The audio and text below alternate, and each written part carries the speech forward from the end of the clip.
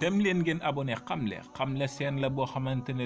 mboolem lu jëm ci wàllu technologie rek te nu xam ko diis na la ko xamal incha allah. sa wàllu téléphone daal jëratul nga koy yóbbu fenn soo demee abonné xamle lépp luy njariñ rek incha allah dinañ la ko fa dugal. asalaamaaleykum wa rahmatullah mbokk yi ñu seetaan sunu seen bii di xamle ñoo ngi leen di nuyu di leen ndokkeel di leen wax ngeen abonné ci sunu seen bii di xamle ndax am nay njëriñ yu leen mën a jariñ donte du yëpp sax waaye am nga ci boo xamante ni mënta ñàkk ne yow mën nga cee jariñu. kon tey dañoo bëgg a jàngale wàllum cybercriminel maanaam lan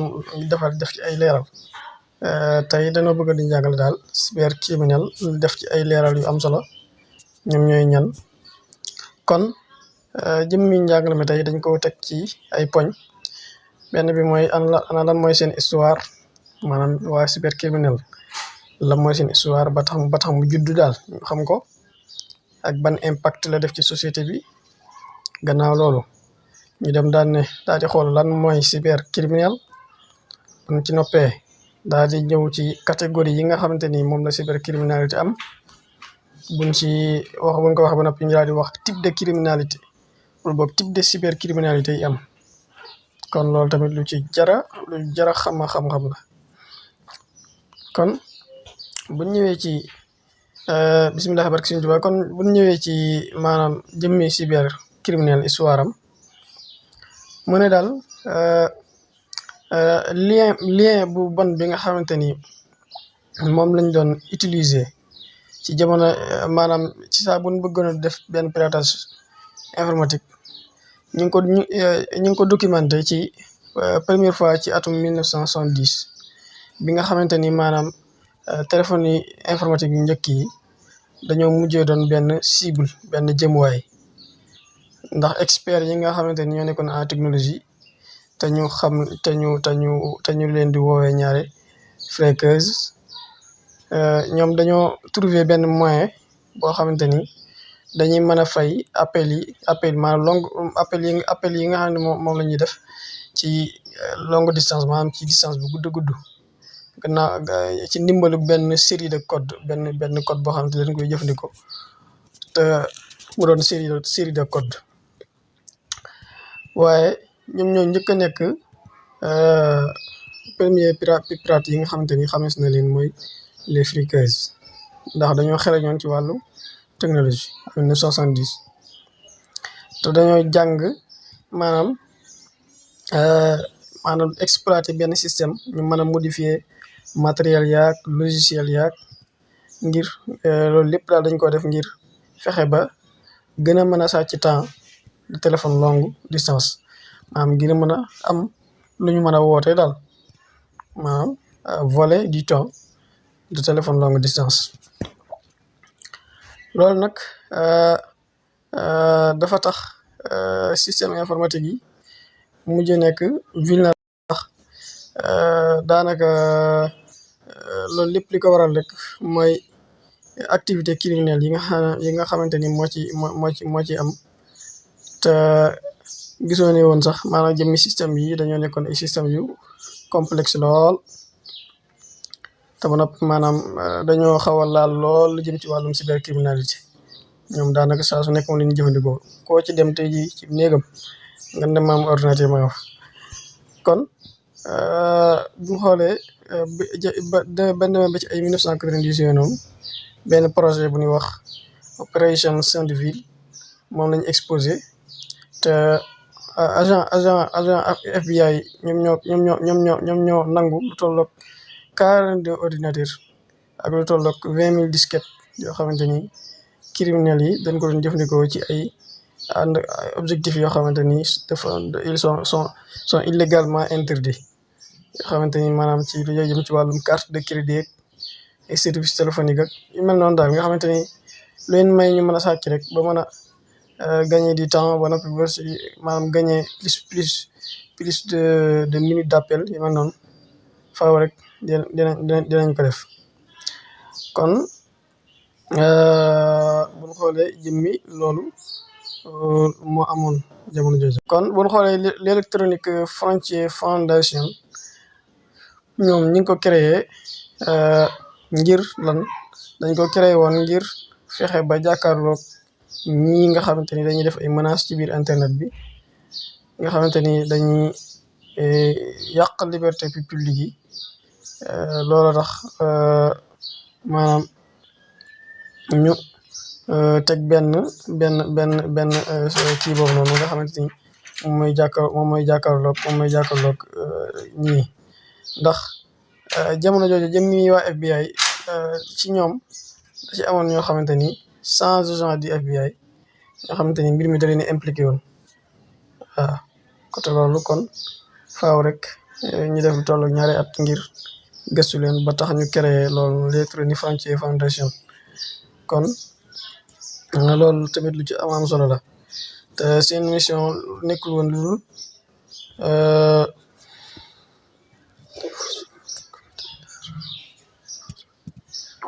seen mission nekkul woon lu dul maanaam fexe ba protéger wala défendre consommateurs yi nga xamante ni ñooy def lu mel noonu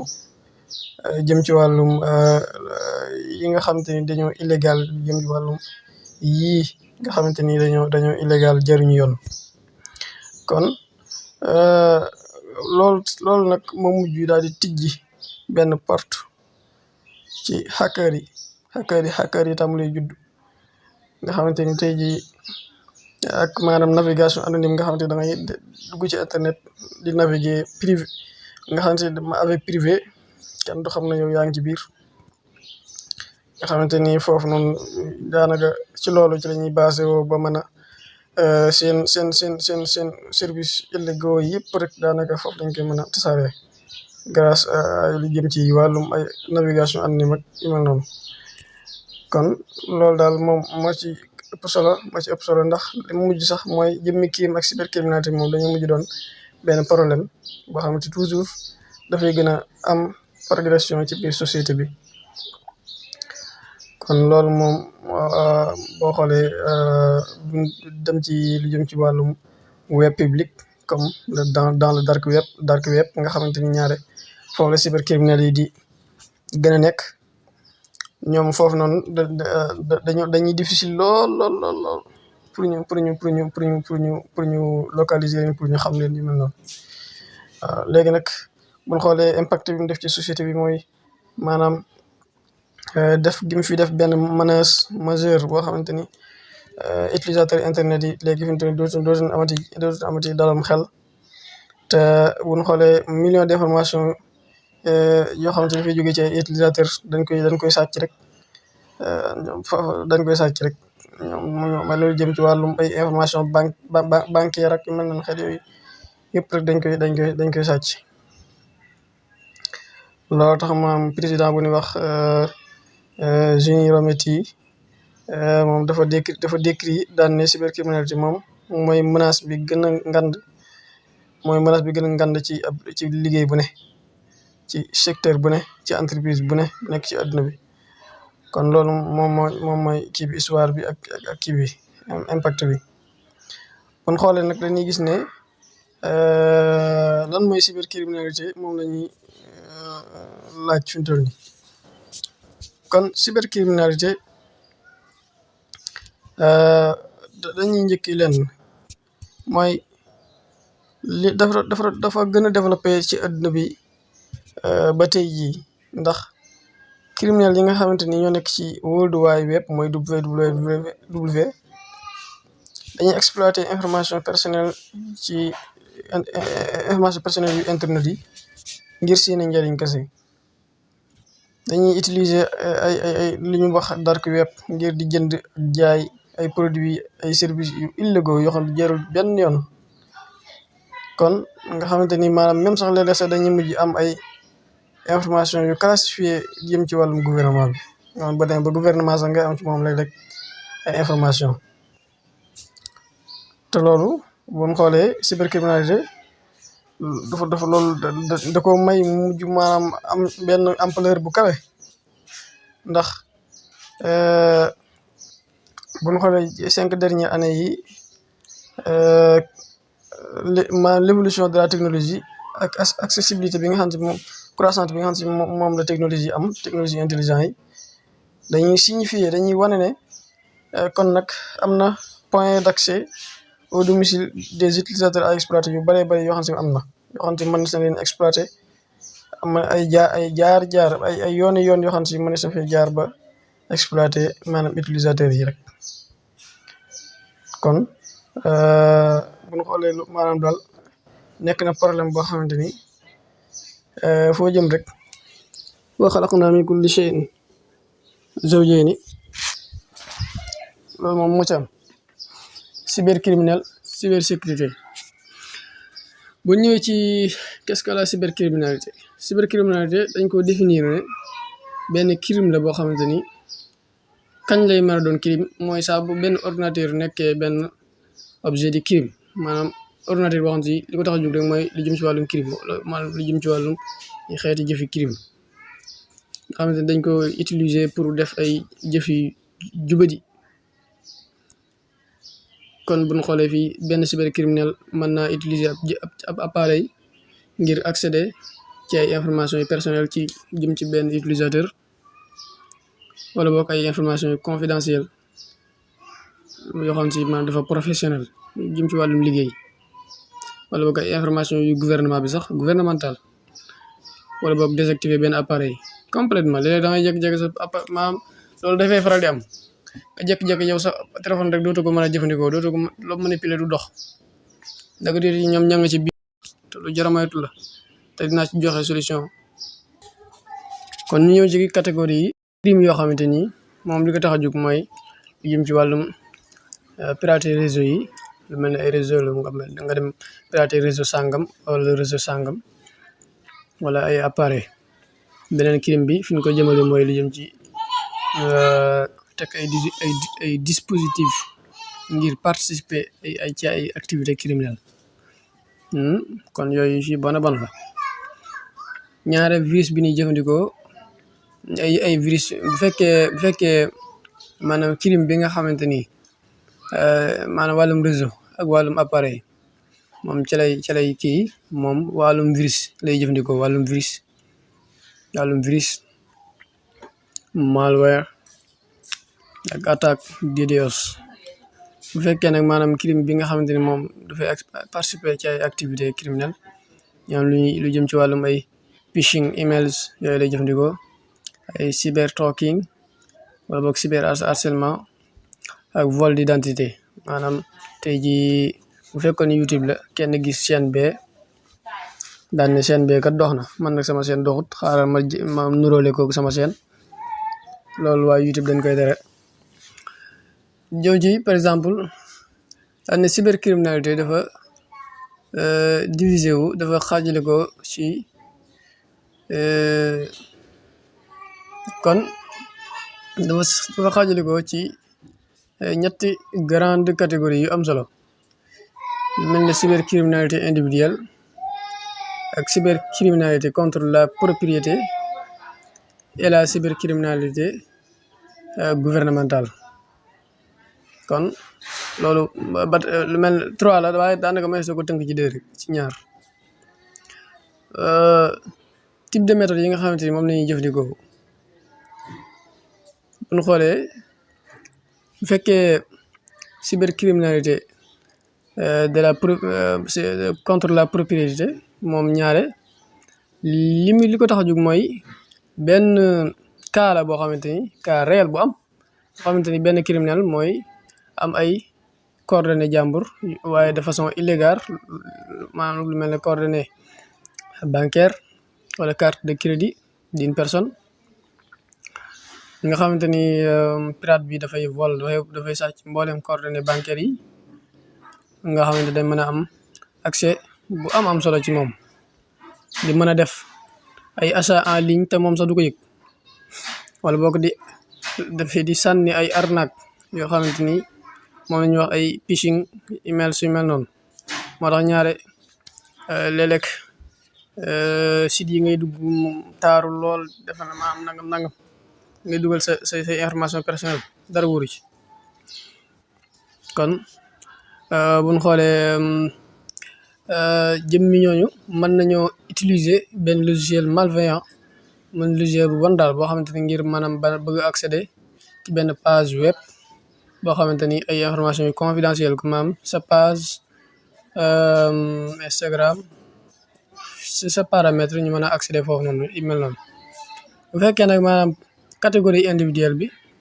mooy catégorie boo xamante ni maanaam cybercriminalité ba ñoom dafay impliquer benn personne bi dafay jublu ci jëm ci benn nit koo xamante ni dafay séddale ay information yu malveillant yoo xamante ni baaxut jarul yoon ci en ligne nag la koy séddale en ligne la koy séddale maanaam mën naa gis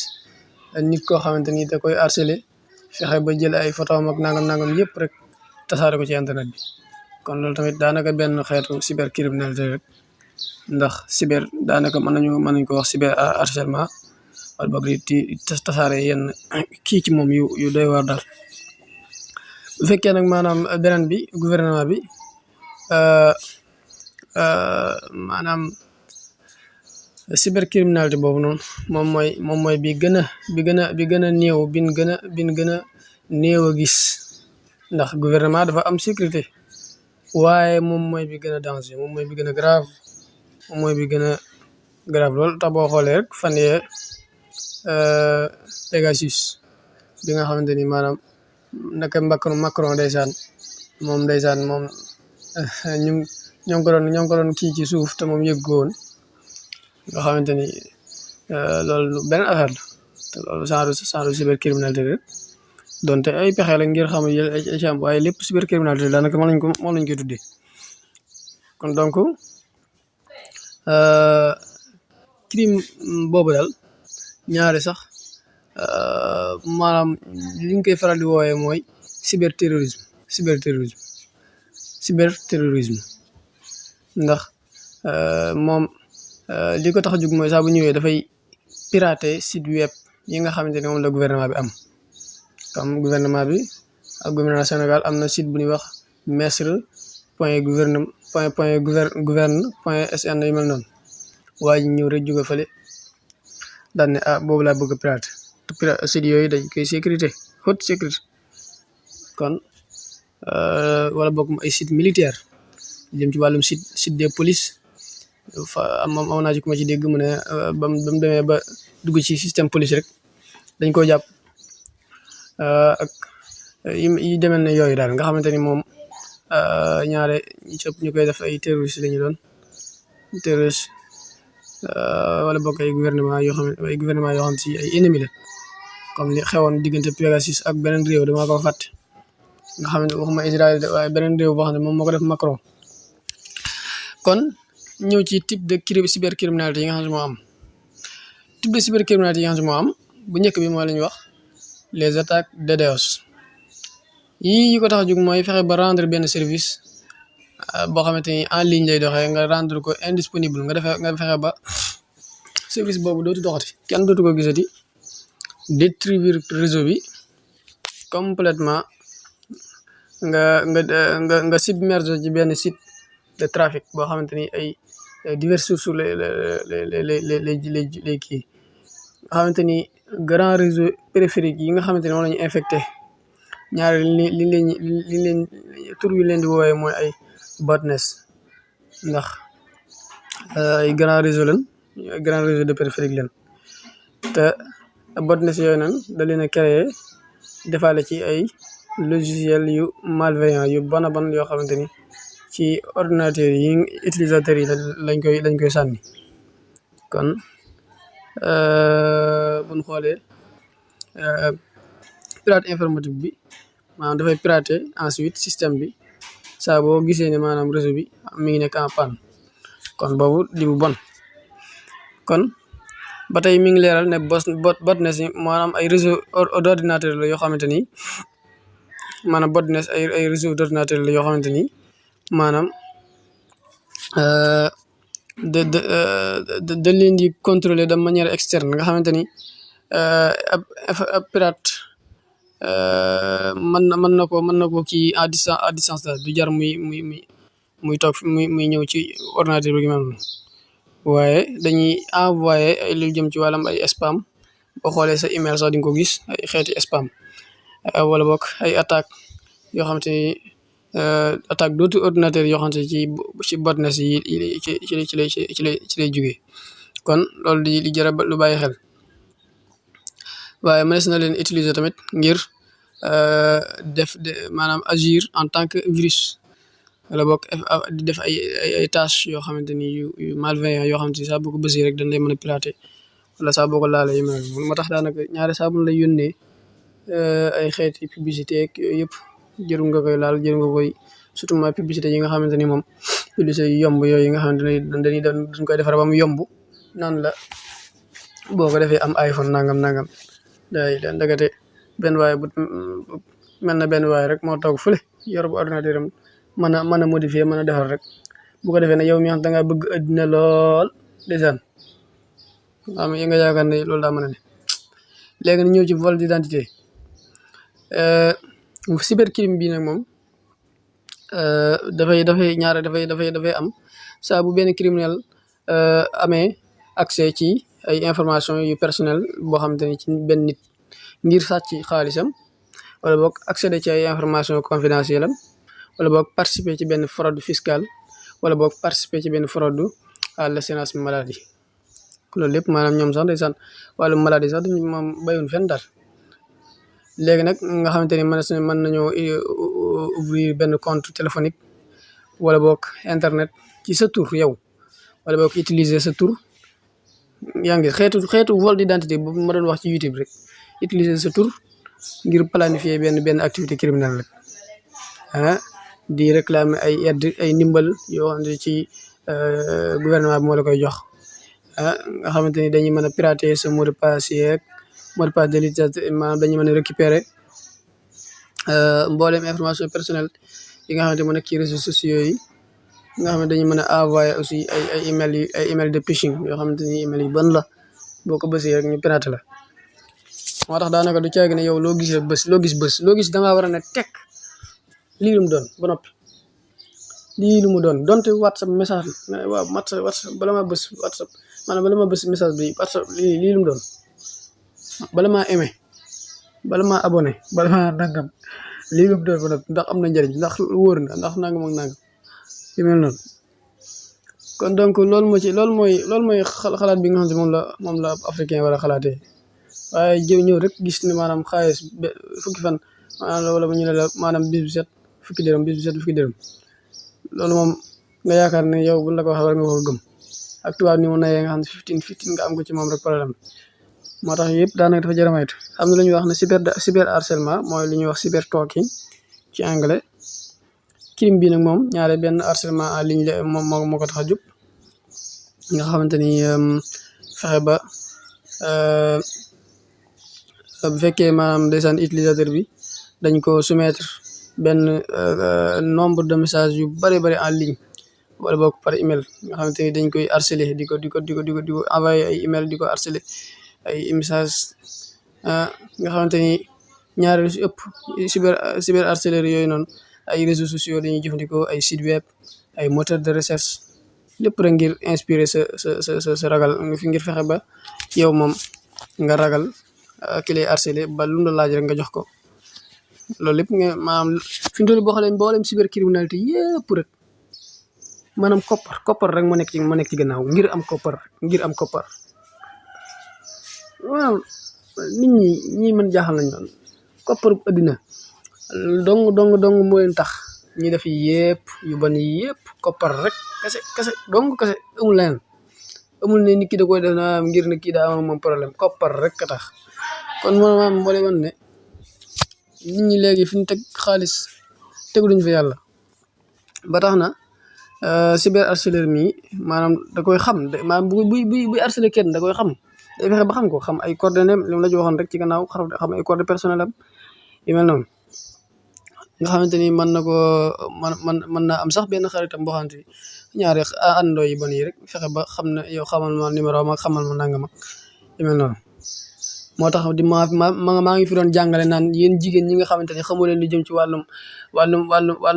compte Google koo leen jox mu ne tijjil ma sama compte Google na ngeen ko moytu dañuy jël seen compte Google def ko ci bu ko defee nag yow photo boo dugal yow jigéen gi photo boo dugal ci sa compte Google moom da koy gis ki nga defoon dañuy moytu yooyu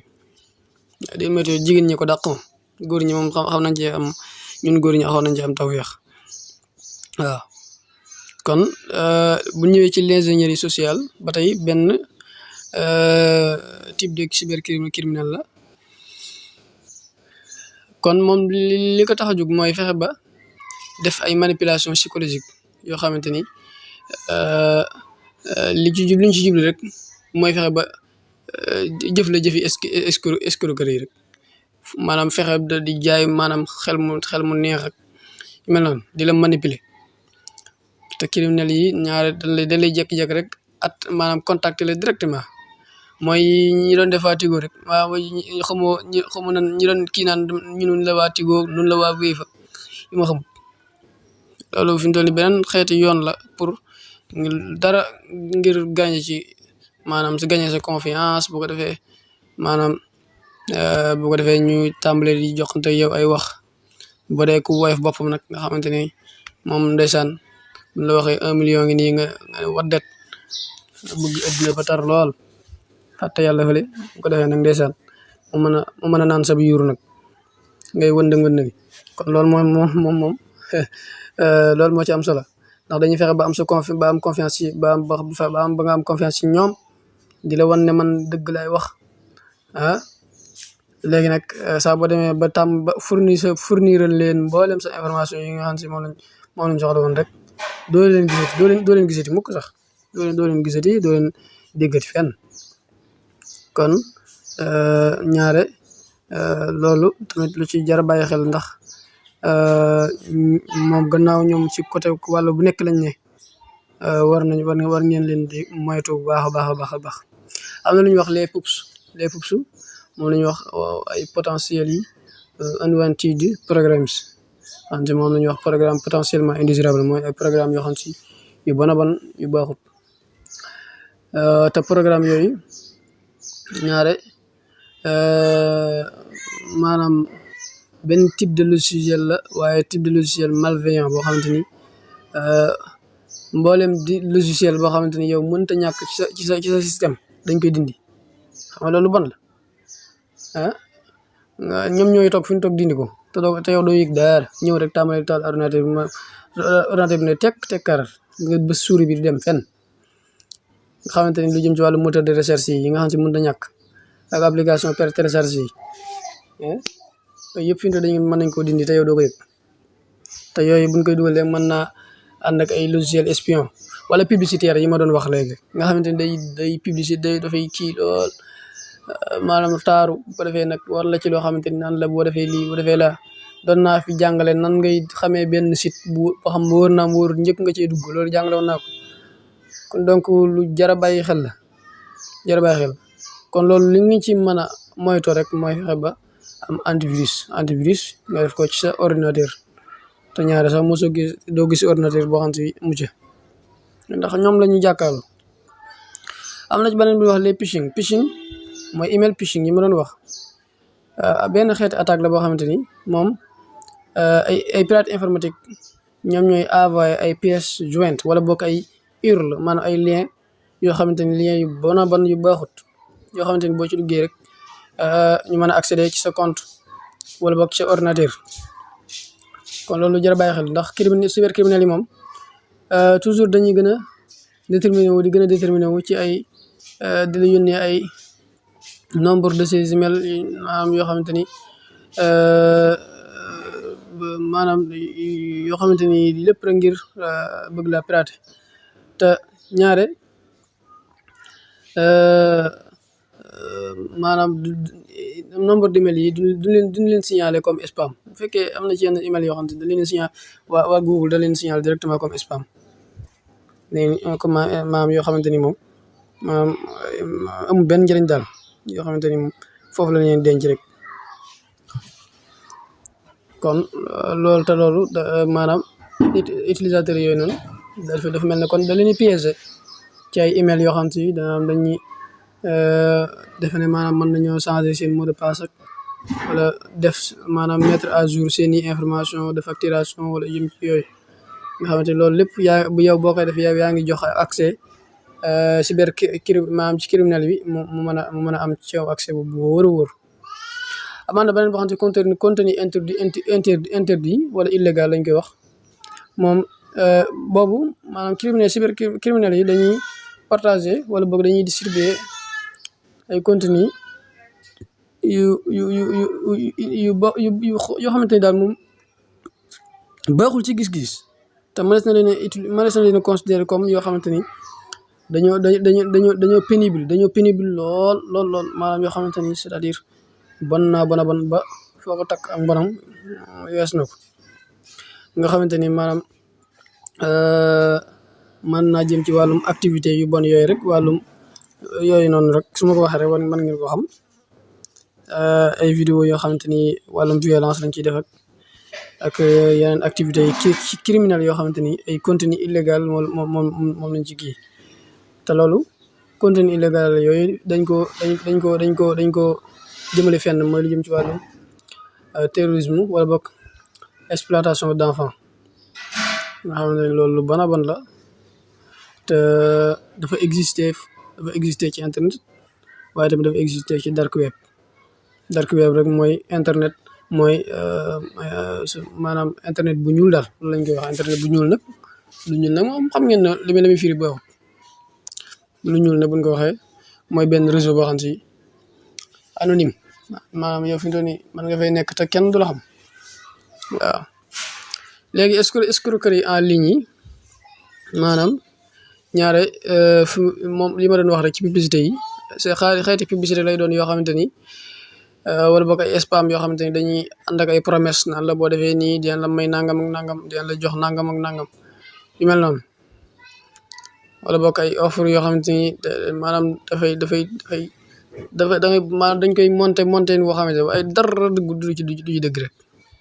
nga xamante ni leer na ma ne am na ci ñoo xamante ni ñu ngi koy def di gis ne maanaam si bi iPhone nangam rek ñu tàmbali ja dugg ñun ñoo koy doy waar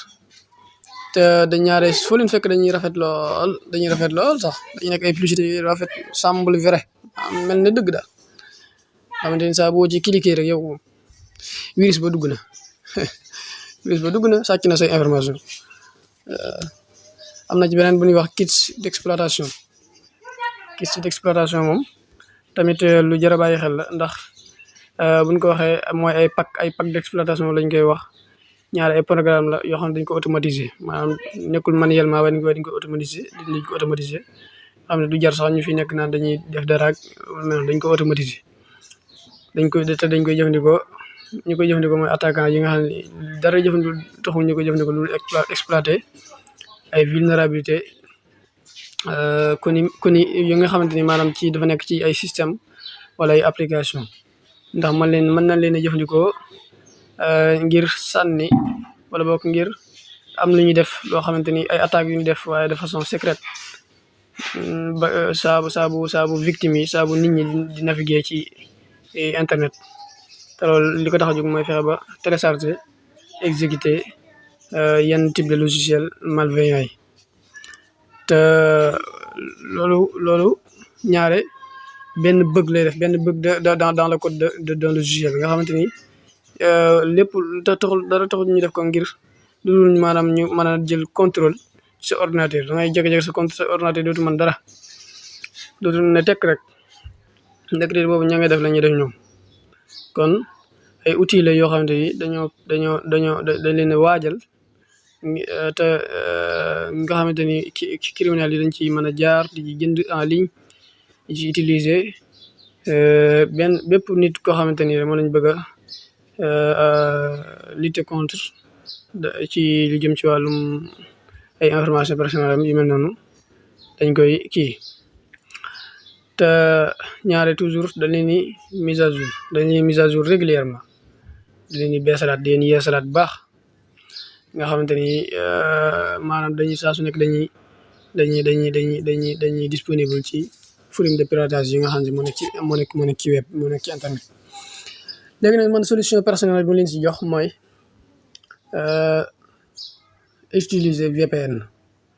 utiliser VPN bu fekkee am nga ordinateur nga télécharger li ñuy wax HTTP maanaam benn genre extension la waaye VPN moom daa gën a wóor ndax VPN moom dafay contourner maanaam li mu jàngale woon naa ko ci li ma ci jàngale woon leen set kon loolu lañ leen indiloon di leen ñaan ngeen abonné ci chaîne di leen wax ngeen abonné ci chaîne bi te partage vidéo yi ndax ñeneen ñi mën cee jëriñu ndax lii moom am nañu bari ñoo xam ci xamuñu ko asalaamaaleykum wa rahmatullahi taala